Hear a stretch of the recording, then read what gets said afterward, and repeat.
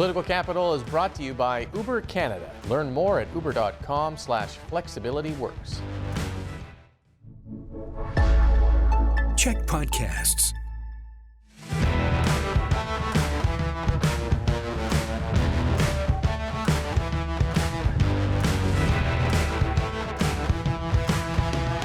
Hey everyone, and welcome to Political Capital, your source for all the latest in BC politics. I'm your host, Rob Shaw, coming to you from the CHEK News World Headquarters, as always, in Victoria, with a question. What the heck happened to BC's promise to bring in $10 a day childcare? Just one of the topics we're going to dig into this week as that percolates through question period in the wake of last week's provincial budget. So to break it all down, we'll bring in the pod squad this week. Jeff Ferrier, our resident 70s TV expert, founding partner of Frame Point Public Affairs. Some people call it Frame Point Strategies. That's incorrect. It's Public Affairs. Jeff, thanks for being here. Thanks for getting that right, Rob. No problem. and Charlie Pochynok from Hill & Knowlton, not Hill & Knowlton Strategies, Hill & Knowlton, former senior advisor to the BC Liberals. Thanks for joining us again, Carlie. Thanks for having me. Okay, just before we start, just worth mentioning here the passing of Brian Mulroney, Canada's 18th Prime Minister, a very consequential figure in Canadian history, tried unsuccessfully a couple of times for constitutional reform, brought in the GST, was a big player on the world political scene as well, and he has passed away at the age of 83. So just worth mentioning his contributions to the country there. Yeah, a politician from a different time, when politics was different. It was more decent.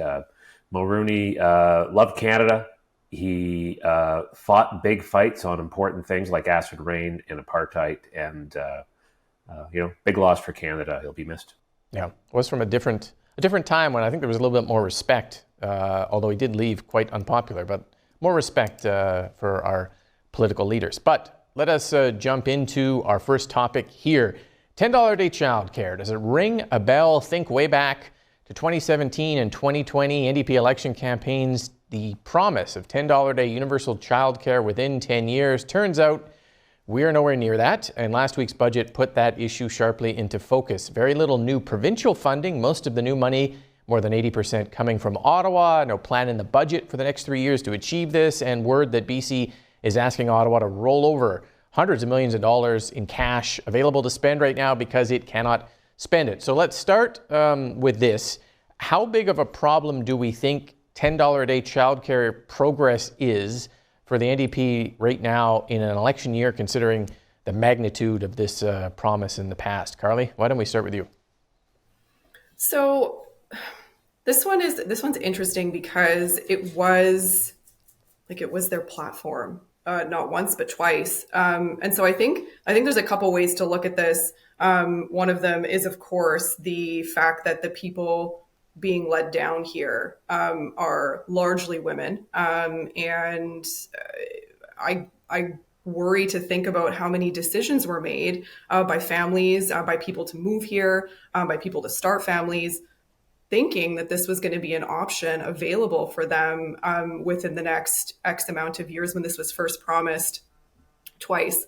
I also think really interestingly, and again, I speaking about respect in politics and showing leadership, I think knowing when to take responsibility for a failure and using it as an opportunity to do better is something that is a great opportunity for the government here. There's no talking points to get out of this. I don't know how you can sit and say that we're still going to do this, everything's fine, nothing to see here, when in fact, it's quite the opposite. And so I think, being able to show leadership and taking responsibility for your failure to deliver on your promise might be able to show voters that beyond is this an election issue? I don't think so. But is the credibility and the ability to illustrate that you can keep your promises an election issue? I would think so. Yeah, it is. It does really kind of come down to I think that question of can this promise be fulfilled the way that it was promised? Jeff, the government's kind of spot here on it. It's a very complicated program to roll out. Much, much more complicated than the NDP ever indicated in 2017. So Do you think the public sees that? Is there some way government can explain the kind of lack of progress on this, or what does it do with this issue, do you think? So let's unpack this. I think this is obviously an issue for parents and families who, in the middle of an affordability crisis, having access to affordable, accessible childcare is really important. And if you don't have it, it can put a real bite into your pocketbook and your ability to make ends meet. So it's absolutely a challenge for families. I think it's worth pointing out that the government has made progress on childcare in a way that the former BC Liberal government did not. There's 13,200 $10 a day childcare spaces in BC today. There were zero when Ken Falcon was the premier. There's a new childcare benefit, which gives money directly to parents, up to $1,250 a month per child for childcare and other priorities, income tested at 5,000 facilities throughout the province. Waitlist charges have been eliminated. And one of the big problems in expanding the program is access to workers, getting enough people to work in early childhood education in the childcare setting. And the government has boosted worker pay by up to $6 an hour just this past calendar year. And they're training more workers. So I think the choice that voters are going to face and in the election is a party that values childcare, that it's increasing spaces, increasing affordability, but not making progress in the way that folks want, or an opposition that's making a show about the pace of progress, but never did anything when they had the chance. And so like it feels more like voter suppression than it does about the opposition saying, we value childcare too, and we can do better, and here's how. Just remove the opposition from this for a second, right? Just put it back to the voter. $10 a day childcare versus what you just said, which took 2 minutes to explain. Like, that's the election issue, isn't it? I mean, complicated series of subsidies and fee reductions and annual paperwork, some low-income subsidies, and then 10% of childcare spaces right now are $10 a day. Like, if you got to explain that, you've kind of lost, I would think. I'll stay with you, Jeff, on that. Like, that messaging, how is the premier going to explain all of that when, for 2 elections, it was just a banner that said $10 a day childcare coming to you soon? Well, this is the explaining show, Rob. This is where we spend. I thought it was the banner and sash show. You need a $10. Well,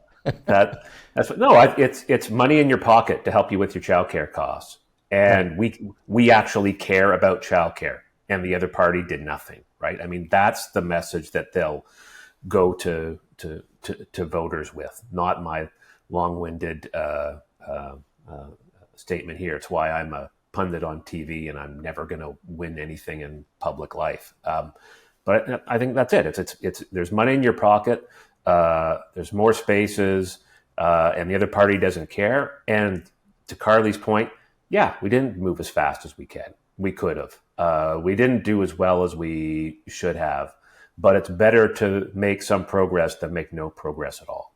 Yeah. Carlie, is there an opportunity here for BC United, and have they, or the Conservatives or the Greens, I guess, and has anyone managed to really kind of take advantage of this in the short time that since the budget, where it's really, I think it's come back to focus because the budget doesn't contain a path to do this over the next 3 years. And the Premier, the Finance Minister, the Childcare Minister, they were all asked in the last week, can we still pull this off? And there was not a really sort of clear answer. So is there an opportunity there for BC United, do you think?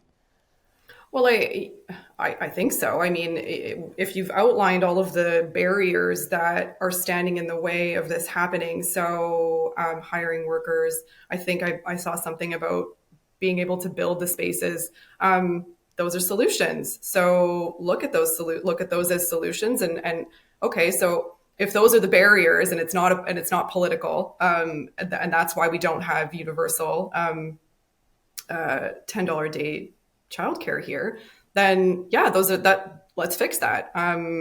But I do really want to take it back to the ability to deliver on what you promise. And I think we see this in elections all the time. And I think the electorate is more and more connected as, social media gets quicker, gets more efficient. People are communicating and processing and taking in information all the time.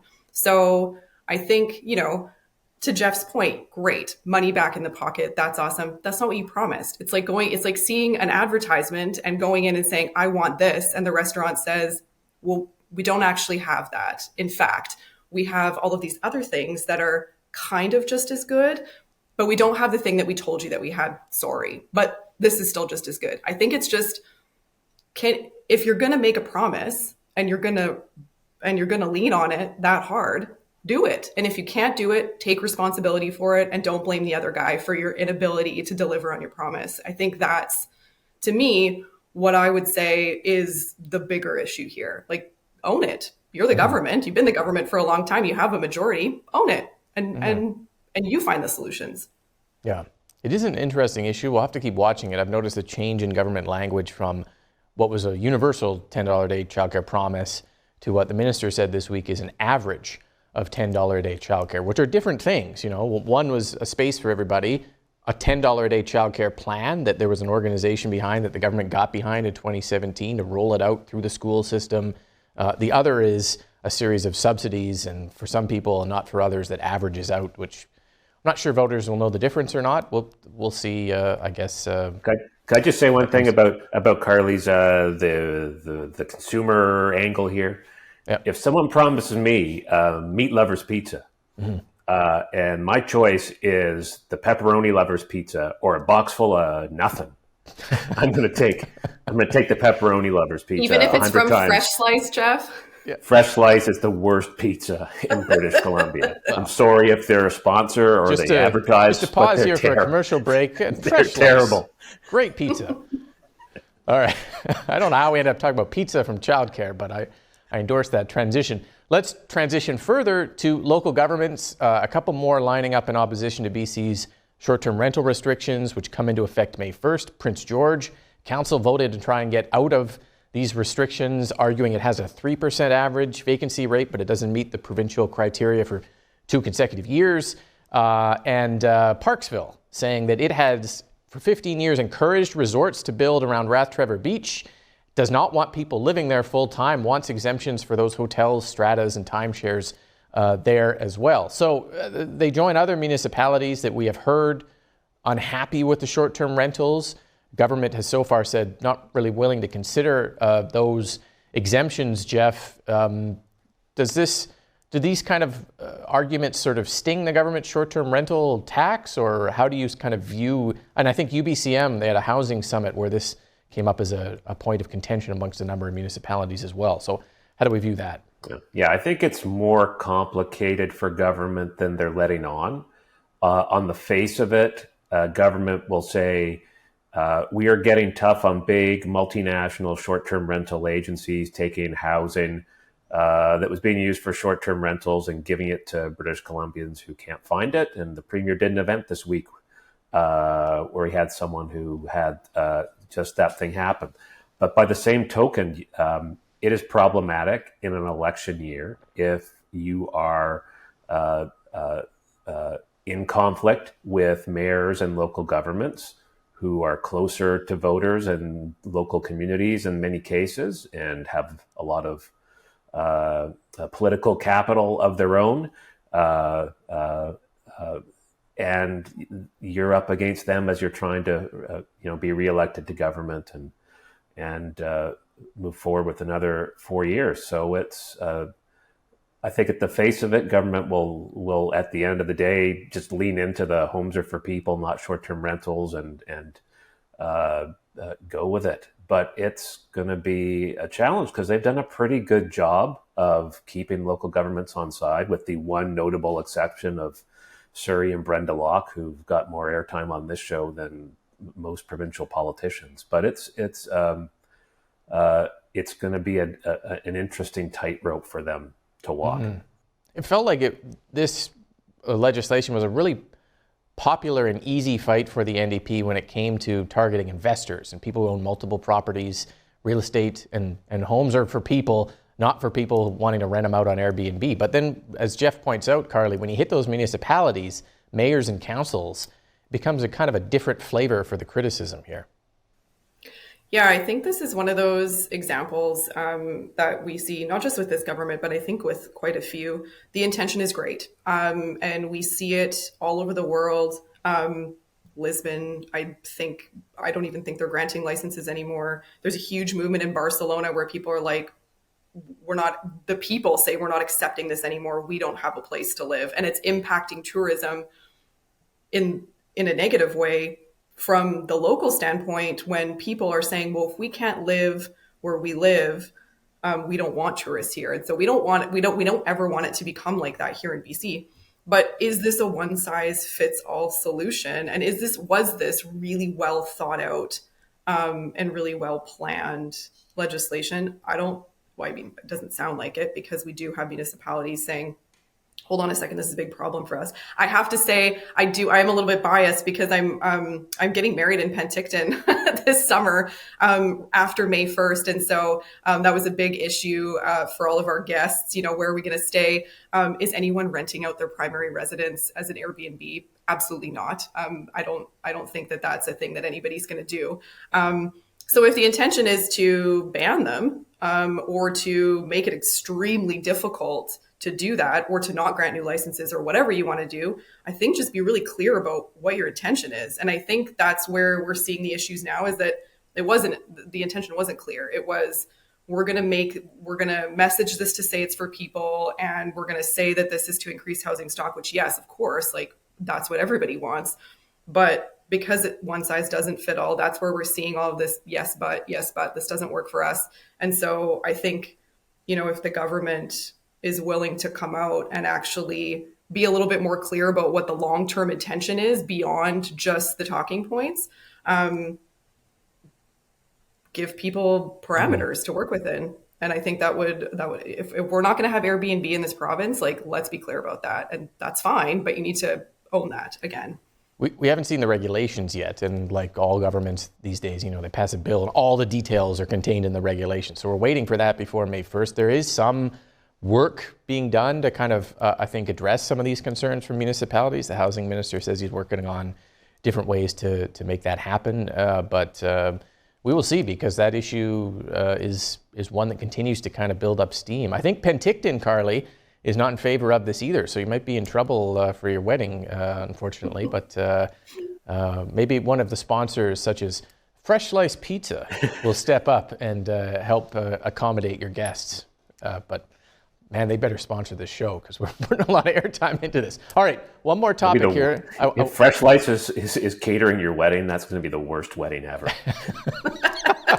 Jeff, you're Speak ruining for yourself. it. You're ruining it. I love a pepperoni mushroom. What, man? I'm trying to the sales department. There was a reference in Question Period and a social media campaign from BC United this week questioning why the province has renamed manholes.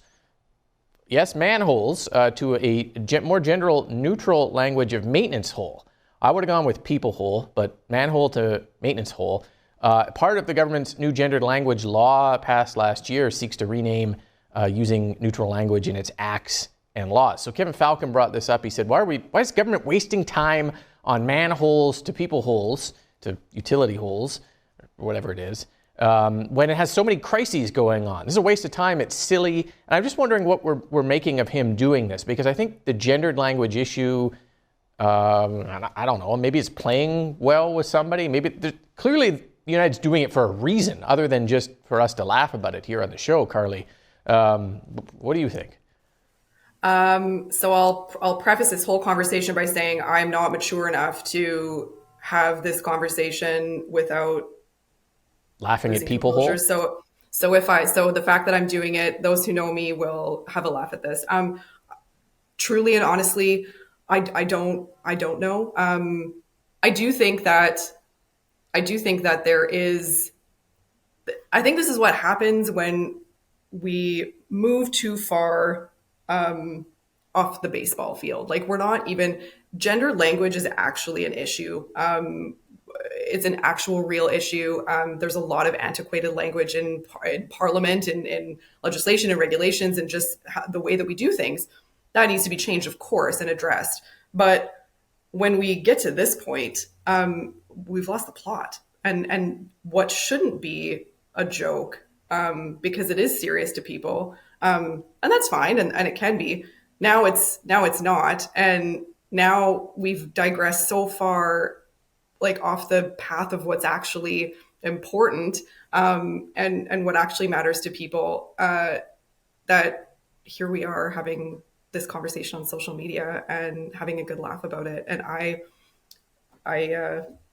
again, I'm struggling to not say all of the jokes that I want to say because we're on TV, but But you're right. It is all parties supported the law last year to remove this gendered language, the he and the hims with theys, chairman to chairperson. A lot of acts have antiquated language, Jeff. And yet somehow it's being used against government now as if it can't walk and chew gum at the same time. Well, it's a signal to voters that Kevin Falcon's trying to make, that, as you noted, despite voting for updating government language to make it more gender neutral, it's part of that culture war I talked about in last week's show. And this is against inclusive language. And it's to mobilize voters who prioritize traditional values and norms. And it's a signal to them to not vote for BC Conservatives, and it's safe to vote for Kevin Falcon. It's always good to hear from Kevin Falcon, expert on renaming things. The only thing that BC is united about, I think, is that Kevin Falcon will probably not ever be premier of the province. I know that he says that changing manhole to maintenance hole cover is a waste of government resources, but probably not as big a waste of government resources as debating about manholes. I know that the research staff who found this nugget in the Orders in Council are fixated on manhole covers because that's how they get to their basement offices at the legislature. But let's focus here. The culture wars in the States are working well for some parties, but they're not working out very well for American society, which is more divided than ever. And so maybe let's stay focused on policies and priorities, not what we call metal sewer covers. Yeah, and a chance for me to reiterate that it should be people holes. So for that whole 27 people who made this change working on it in the civil service, people holes. Anyways, and for the record, there's nothing wrong with working in the basement of the legislature. I had a great time down there, sitting across the hall from Rob Shaw. So yeah, well, enjoying. Don't diss the basement, Jeff. It's a good things happen down there, like the legislative dining room. So Or you can get a nice slice of fresh sliced pizza. The legislature dining room. No, you can't. You cannot get that. Okay, we're out of time. Somehow the time has flown by. Thank you to the panel for being here. Thank you for watching. And we'll be back next week with all the latest in BC politics here on Political Capital. Political Capital is brought to you by Uber Canada. Learn more at uber.com/flexibilityworks.